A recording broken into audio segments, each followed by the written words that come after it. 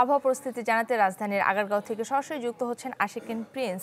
Prince, কোনো ভালো কোনো খবর আছে কিনা দেশের মানুষের জন্য জানাবেন। 1, 2, 3 ঢাকায় জমি জিতে নিন 100% ক্যাশব্যাক সহ 20 কোটি টাকার পুরস্কার।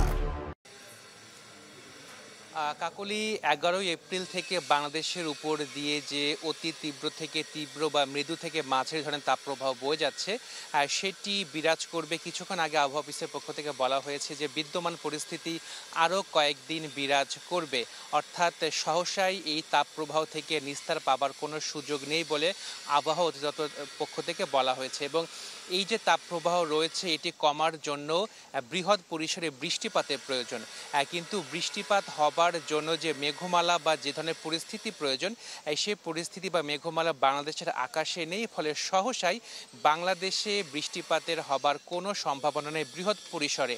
তবে বেশ কিছু জেলাতে বিচ্ছিন্ন আকারে বৃষ্টিপাত হচ্ছে এবং আবহাওয়া অফিস বলছে যে এই যে বৃষ্টিপাত হচ্ছে এই বৃষ্টিপাতের কারণে, এই বিচ্ছিন্ন বৃষ্টিপাতের কারণে তাপমাত্রা কমার কোনোই সম্ভাবনা নেই।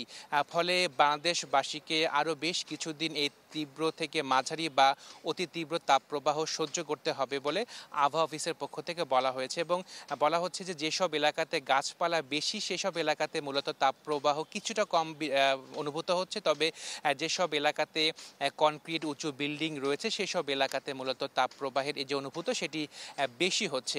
এবং কিছুক্ষণ আগে আবহাওয়া অফিসের পক্ষ থেকে একটি পূর্বাভাস দেওয়া হয়েছে, সেখানে বলা হয়েছে যে রাজশাহী, পাবনা, খুলনা, বাগেরহাট, যশোর, পটুয়াখালী জেলাসমূহের উপর দিয়ে তীব্র তাপপ্রবাহ বয়ে যাচ্ছে। এছাড়া মৌলভীবাজার, রাঙ্গামাটি, চাঁদপুর, বান্দরবান জেলাসহ ঢাকা, রংপুর এবং ময়মনসিংহ বিভাগ এবং রাজশাহী, খুলনা, বরিশাল বিভাগের অবশিষ্টাংশের উপর দিয়ে মৃদু থেকে মাঝারি ধরনের তাপপ্রবাহ বয়ে যাচ্ছে এবং তা বিস্তার লাভ করছে। এবং বাতাসে জলীয় বাষ্পের আধিক্যের কারণেই মূলত এই অস্বস্তি বিরাজ করছে।